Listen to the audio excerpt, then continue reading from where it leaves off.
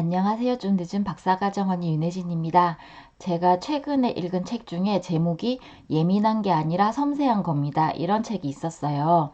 이 책을 지으신 분이 일본 뇌과학자이신데 연세가 30 몇 년생이시니까 되게 많이 드신 분이신 거예요.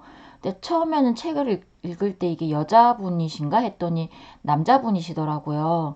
그래서 왜 옛날 같으면 그 남자라고 그러면은 좀 어떤 정체성이 있잖아요. 사회적으로 정의된 남자는 좀 이렇게 터프해야 되고 시원시원해야 되고 뭐 이런 거를 남자다움이라고 하는데, 이분은 남자분이신데 이렇게 예민하셔서 참 옛날에 많이 힘드셨겠다 이 생각이 들더라고요.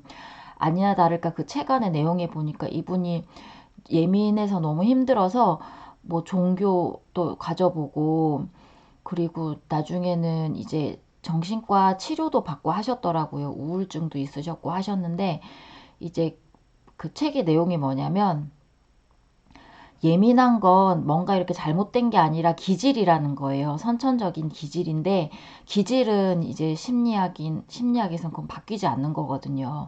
타고난 건데, 이제 그게 예민한 사람과 예민하지 않은 사람이 어떤 그 기준이 있는데, 그 기준에 따르면 예민한 사람이 전체 세계 인구의 한 20% 정도 된다는 거예요. 이제 되게 20% 하면 많은 것 같아도 사실은 5명 중에 1명이니까 그렇게 썩 많진 않죠.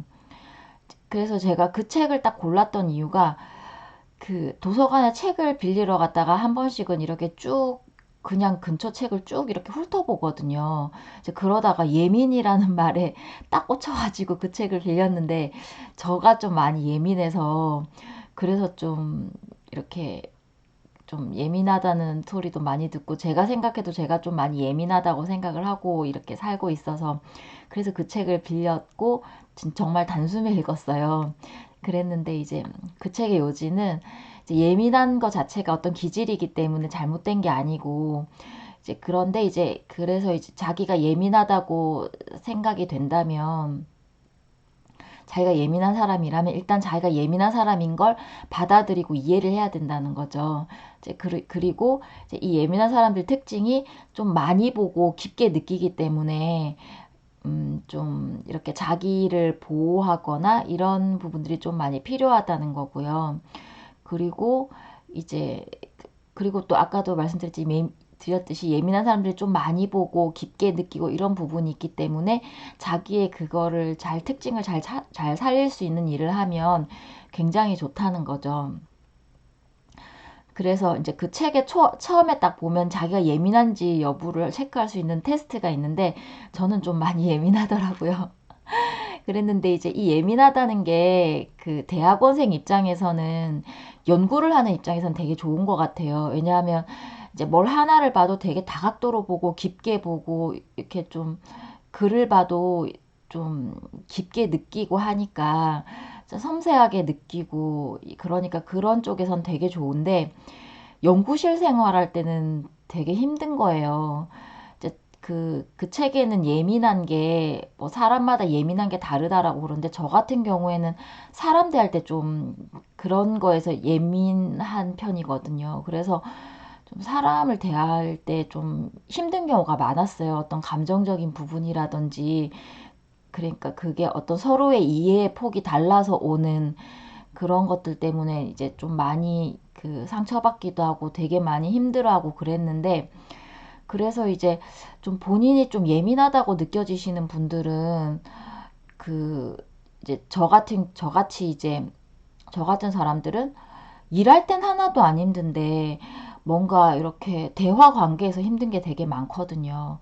그럴 때는 이제 좀 저 자신을 좀 더 이렇게 잘 보살피고 잘 보호하고, 이제 그렇게 적절히 피해가고 이런 게 되게 많이 필요하더라고요. 그래서 그 책에 이렇게 이제 앞쪽에는 예민한 사람들의 특징에 대해서 쭉 나오고, 뒤에는 그래서 이런 예민한 사람, 예민하기 때문에 이런 식으로 좀 하면 좋다 이런 팁들이 있는데, 그 책 중간중간에 이제 그 박사님께서 우리 같이 예민한 사람들은 이 말들을 쓰시는데 되게 동질감을 느끼는 거예요. 그래서 이제 그 책을 이제 다 읽고 나서는 제가 원래 예민한 줄은 알았지만, 그래서 이제, 아, 내가 뭔가 성격적으로 잘못된 건가? 그 좀 예민하기 때문에 사람들이 볼 때는 어떨 땐 좀 약간 좀 좀 이해타산적으로 보이기도 하고, 또 어떨 때는 좀 그, 뭐라 그러죠? 좀 까칠하게 느껴지기도 하고, 아니면 좀 그 뭐라 그러죠? 쪼잔하게 느껴지고 이런 것들이 막 있거든요. 근데 이제 그게 좀 더 이렇게 보는 어떤 깊이와 정도나 방향이 다르기 때문에 그런 거다. 그리고 이제 뭔가 기질적인 부분에서 그런 거고, 이제 예민한 사람이 생각보다 많지 않다. 이런 것들을 알게 되니까 이제 조금 더 마음이 편해지는 게 있더라고요. 그러면서 제 주변 사람들 이렇게 봐도 이제 그 좀 저만큼 예민한 사람은 잘 없더라고요.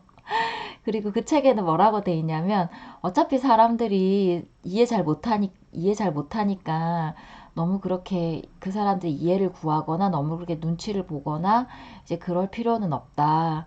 이제 그리고 이제 이렇게 예민한 사람들은 이런 특징을 이해해주고 이거를, 아, 이게 되게 좋은 어떤 장점이 될 수 있고 개성으로 받아들여 줄 수 있는 한 사람만 만나도 되게 이제 큰 심리적인 지지를 받는다는 거예요. 그러면서 이제 그런 사람 세상 어딘가에 있으니까 만나게 되니까 이제 포기하지 말라고 이렇게 나와 있었는데, 그 말도 되게 위로가 되더라고요. 이제 뭐 그래서 그 본인이 좀 이상하게 다른 사람들하고는 다르게 어떤 면에 있어서 힘들게 느껴진다거나 본인이 좀 예민하게 느껴진다거나, 사람들이 이제 예민하다는 말을 하시는 분들은 좀, 아, 내가 어떤 예민한 자질을 가지고 있는 사람이구나, 이렇게 생각하시면 편하실 것 같아요. 그리고 아마 이런 분들이 연구하실 때는, 공부하시거나 뭐 이런 거 하실 때는 크게 불편함이 없으실 것 같거든요. 그래서 그냥 오히려 그때는 예민함이 장점이 될 수 있으니까 그렇게 하시면 되고, 아마 뭐 교수님과의 관계나 아니면 연구실 어떤 다른 사람들의 관계, 뭐 이런 데서 아마 좀 이렇게 남들하고 달라서 오는 어떤 힘든 점들이 있으실 수도 있을 것 같은데, 그럴 때는 일단 자기를 좀 잘 보호하시고 어떤 경계를 잘 설정하셔서 잘 보호하시고, 그리고 이제 좀 이제 이렇게 예민한 사람들은 좀 어떤 상황에 있어서 이제 스트레스를 잘 받는 상황들이 있으니까 그런 상황들은 잘 조절하시면 좋을 것 같아요. 그리고 이제 그 책에도 나와 있지만, 이제 피할 수 있으면, 그런 스트레스 상황은 피할 수 있으면 피하는 게 좋고요.